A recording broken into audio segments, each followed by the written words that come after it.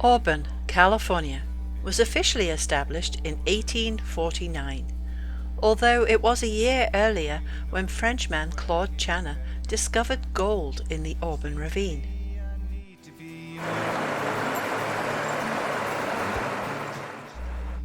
Before that, and less than 200 years ago, the indigenous tribes of this area, the Maidu and the Nisenan, thrived on the plentiful fish, wildlife and vegetation.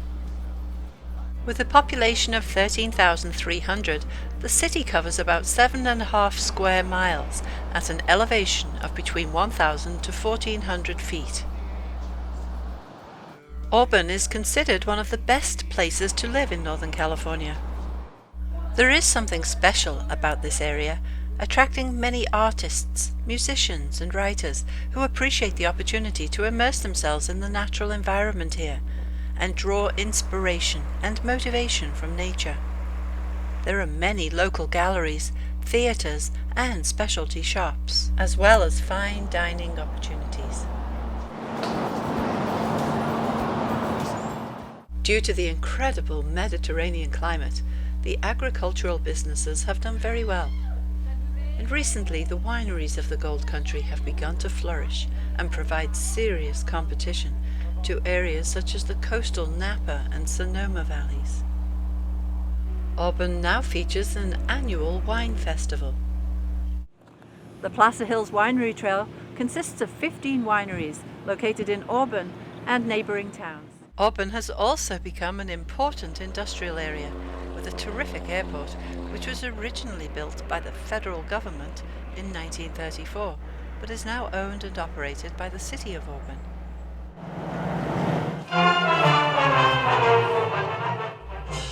A recent celebration of the success and expansion of industry brought together several local government officials, as well as business icons and members of the art community, to show and tell what they already know about doing business here in the foothills of Northern California.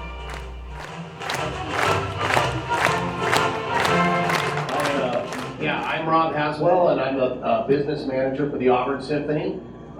We were invited to participate in this great event, and as a lot of you know, this is our 25th anniversary season, and I think the only thing I really want to talk about today is what I think most of the speakers have already touched upon, which is one of the reasons Auburn is such a great place to do business and live is its quality of life. We have an amazing quality of life. There's an outdoor aspect to what we have at our availability. We are really in the mother zone of this great weather. You know, we're below the snow, and I think one of the things that maybe isn't quite articulated as often as it ought to be is Auburn has a very, very vibrant, thriving arts community, and it's something that really is a separator for a community of our size. Our symphony, which I'm here to represent, is I consider it sort of the pinnacle of the arts world, because it's very difficult. Mostly only big metropolitan cities have symphonies. The fact that Auburn has supported one for 25 years is a real testament to the community.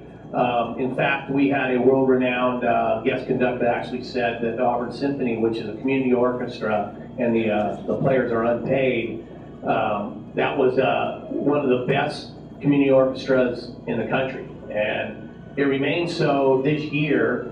And so I think one of the things, and there's a tangible benefit too to businesses, because I believe it's a real benefit to be able to go to a very classy arts performance potentially with your clients. You can get tickets. We can certainly help you with those outreaches.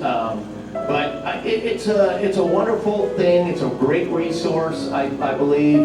If you're considering moving up here, understand that you have an arts world, a symphony that makes it so that you don't even have to drive down the hill, which is really one of our great goals living up here, I think. So again, just want to thank you all for having us. I hope if you haven't ever seen the symphony, please call the office. We'd like to set you up with some complimentary tickets so that you can experience what we have to offer. But again, just Auburn is a wonderful community, as everyone has pointed out, and we're just humbled and happy to be a part of that. So thank you very much for having us.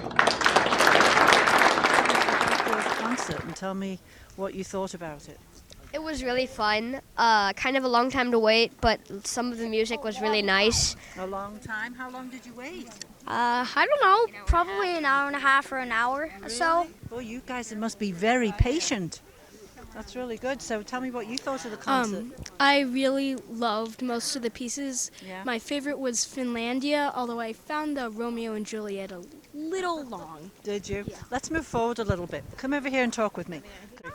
Romeo and Juliet, very loud Yeah. and energetic and exciting, but it was a good song. Well, come over here and tell me a bit more about that. So do you guys play instruments? Yes, I play the trumpet. Connor Do used to play. I used to play saxophone and piano, but I slacked off. Oh, well, you can always get back to it. Yeah. I mean, you're young enough. You've still got a few years, yeah? And how about you? What do you play? I never played anything. Are you going to? I might want to play like the hand drum or something. Oh, that sounds good. And how about you? I play the trumpet. I play in my school band. And do you guys live in Auburn? Corporate executives from businesses such as biotech and manufacturing companies who may be looking for that perfect place to start their new business were given a tour of several facilities. This area also has huge appeal to the film industry. Here we are at Ridgeline Entertainment.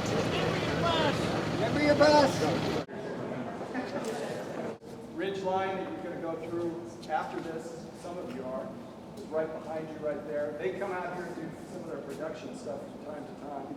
This building is served by Ridgeline Entertainment, founded in 2010 by multi-Emmy Award winner and Deadliest Catch producer Doug Stanley, is focused on telling authentic, compelling and emotional stories from all corners of the earth to an ever-expanding global and mobile audience.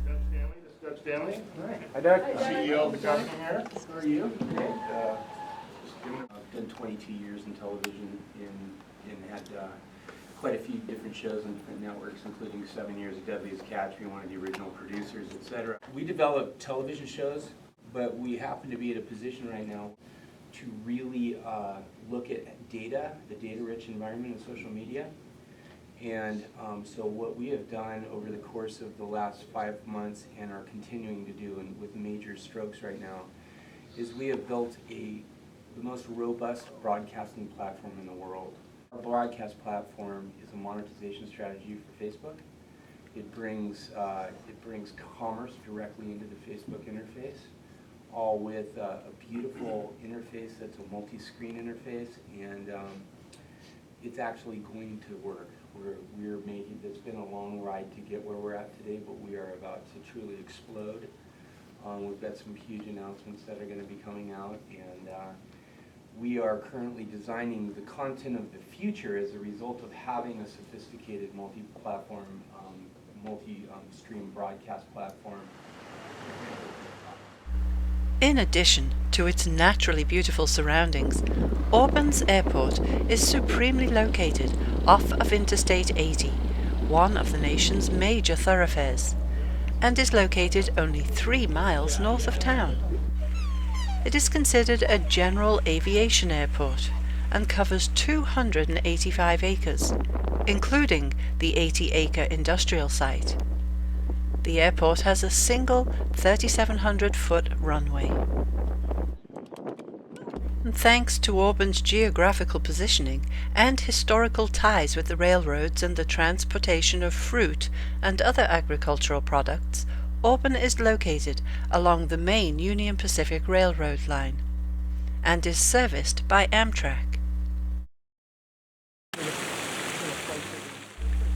Saronics Incorporated designs monitors and boards that gain resolution, improve performance, reduce maintenance and expand applications.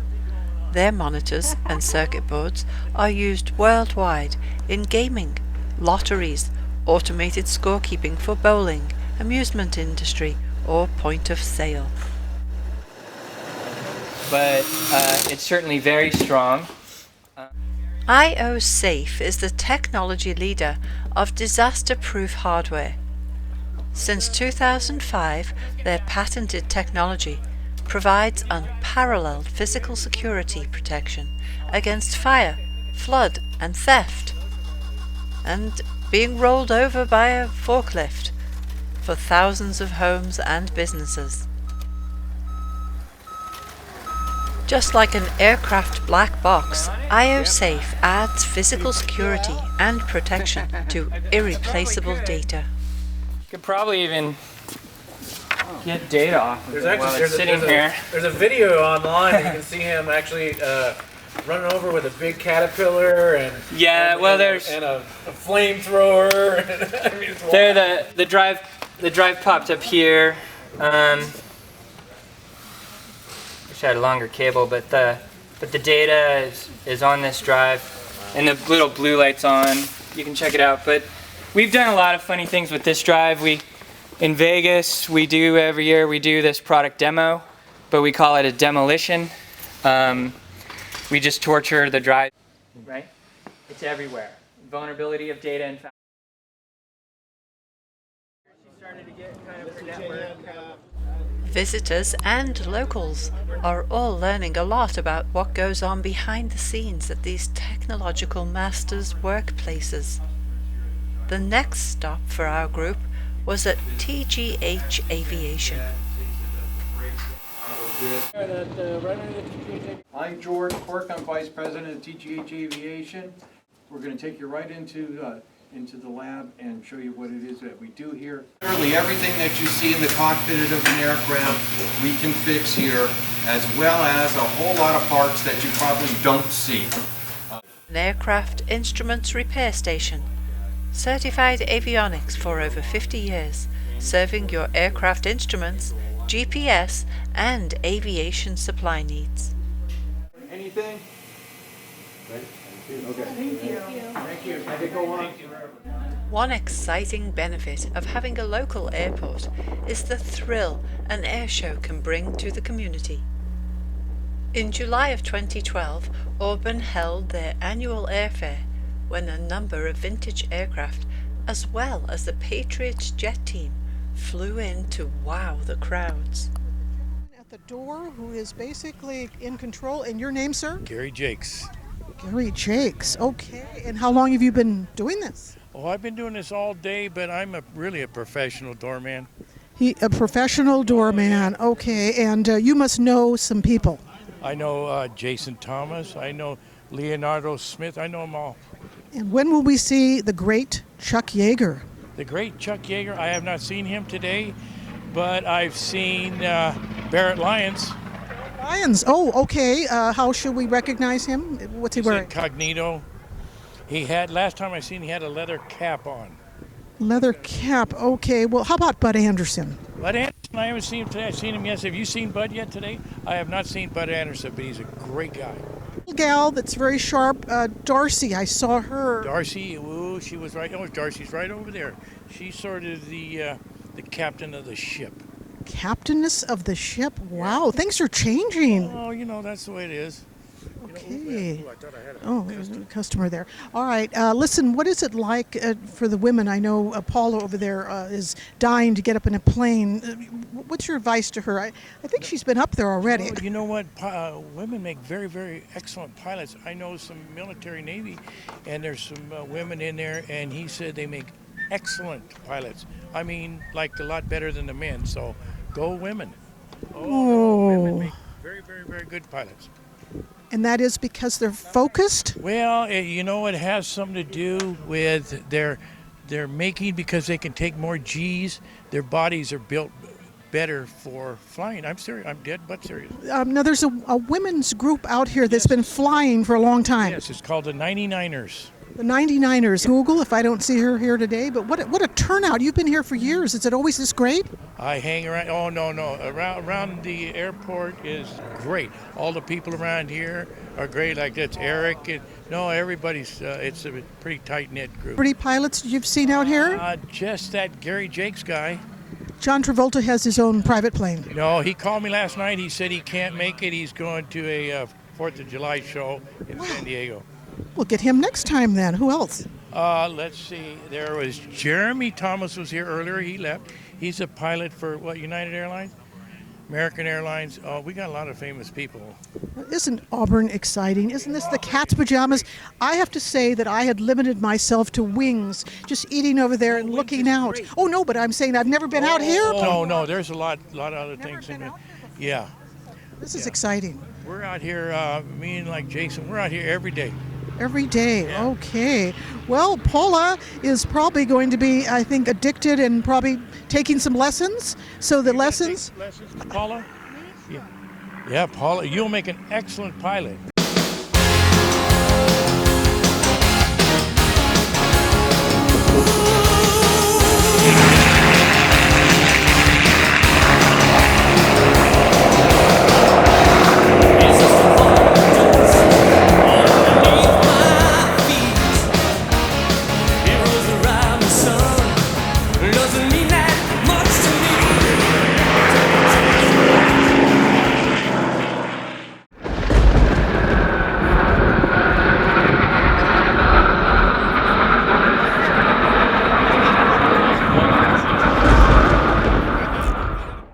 The Patriots jet team is a civilian aerobatic formation team that performs in air shows across the western United States of America.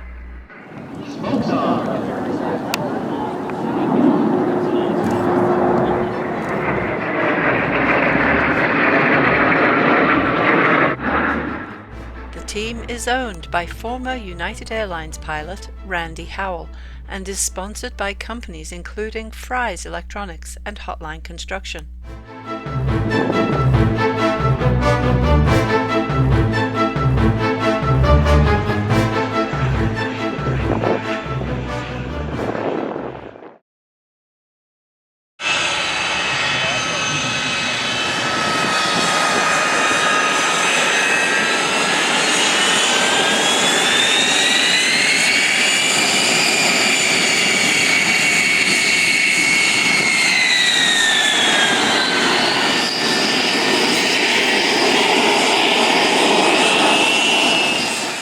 The jets were purchased from Czechoslovakia, so needed to be disassembled before they were shipped via truck, rail, and sea in a 40-foot container from Europe to the United States.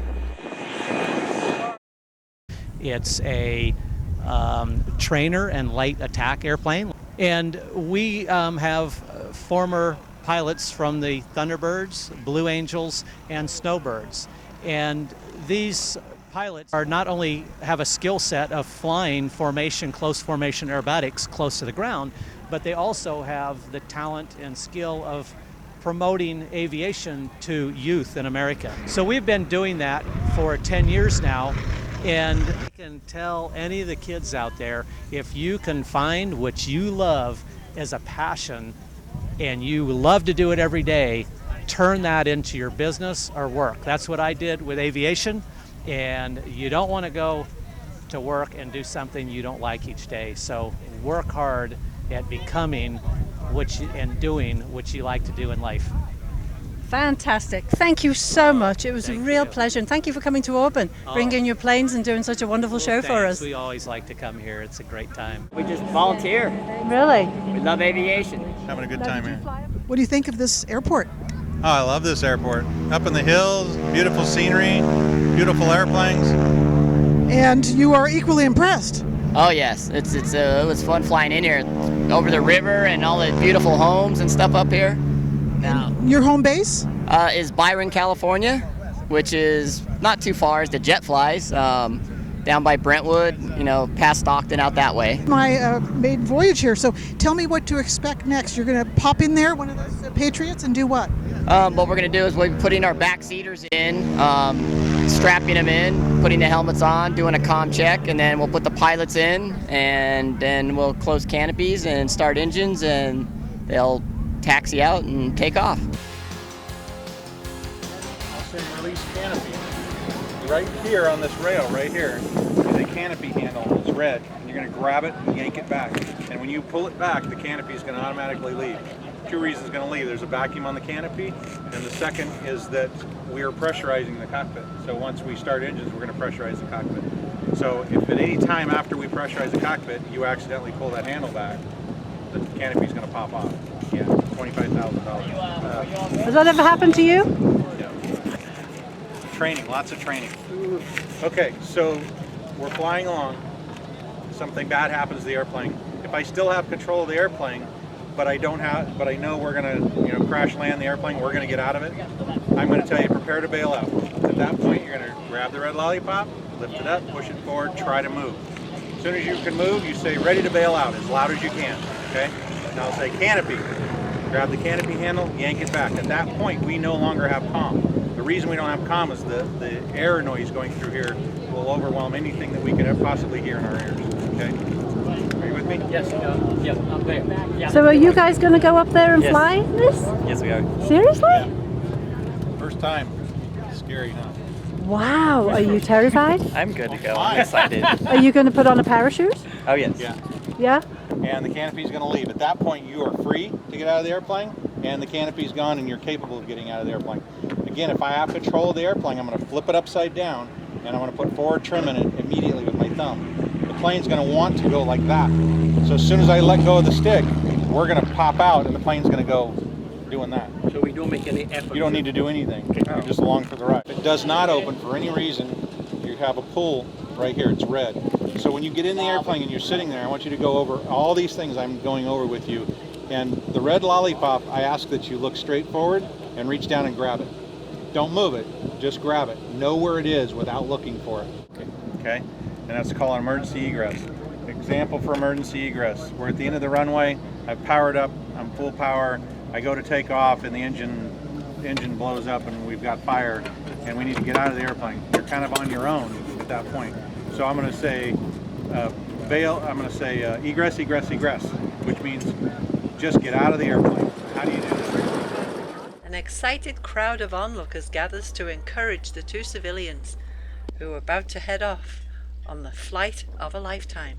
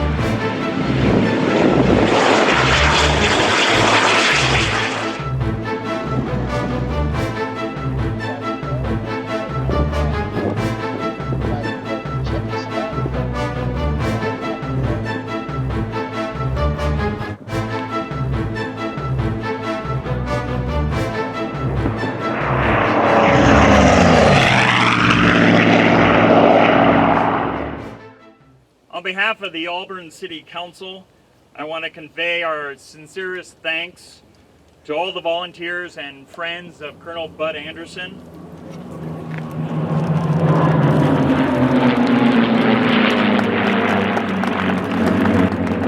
The three magnificent pilots, T-51 pilots, the business leaders of the Auburn Airport Business Park Association, and city staff for all their hard work as we celebrate the official opening of Colonel Bud Anderson Drive. First, just a moment about what we value and what we honor. In the 1880s, 20 years before he became President of the United States, Theodore Roosevelt, when he was thinking about those who have served our country, he wrote, "Oh, what a country that can produce such men." We're here today on Veterans Day because in Auburn and around the nation, we are publicly honoring what we value. As Americans, we value courage and commitment and salute those who have defended our nation toward building a society based on consent of the governed and having that opportunity to protect life, liberty, and the pursuit of happiness. In the City Council's action to name the road Colonel Bud Anderson Drive, we as a community honor Colonel Anderson's bravery against the Luftwaffe during World War II. As his P-51 Mustang, the Old Crow, soared over the skies of Europe, and in his later service in the dangerous work of testing 130 different types of aircraft, we in the Auburn community are uplifted with pride, and we say, "Oh, what a country that can produce such men." When we hear the roar of the P-51 Mustang, or today's modern fighter jet, we indeed are hearing the sound of freedom.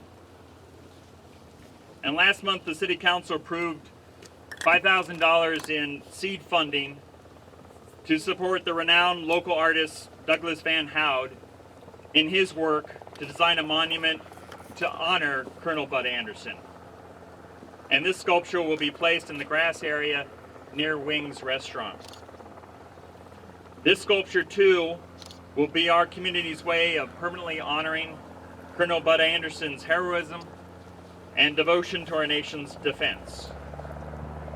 And I also hope that in naming this roadway today and building the sculpture, that we as a community will be sending a powerful message to future generations of Auburn area residents and Americans that freedom is not free and that our nation will forever need men and women, patriots, to preserve, as Lincoln noted, the last best hope of mankind.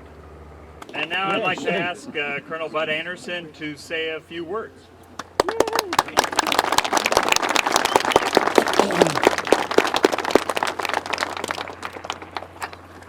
I didn't know I was going to have to make a talk, too. You know, I have the usual two talks, my long one and my short one. You know, thank you, or thank you very much. But I think this occasion calls for just a little bit more. I really appreciate your remarks, Congressman. And this day is awesome for me. I'm overwhelmed, actually. And I was trying to think of something to say here, but and to get it, you know, not be so serious. And I'm reminded of the time at Edwards Air Force Base, where I spent a lot of time. And we used to talk about it. I said, "Boy, I don't want my name on any of these streets around here." And some of you know, at Edwards, all the streets are named after dead test pilots. And some of them didn't die naturally. And here I am, 90 years old. I've got a street named after me. There's another street in North Georgia on a little airport, Bud Anderson Boulevard. You know, life's pretty good. Thank you very much. Let's go and get down to the reception.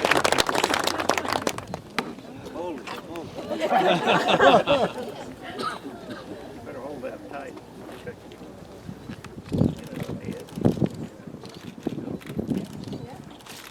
Hey!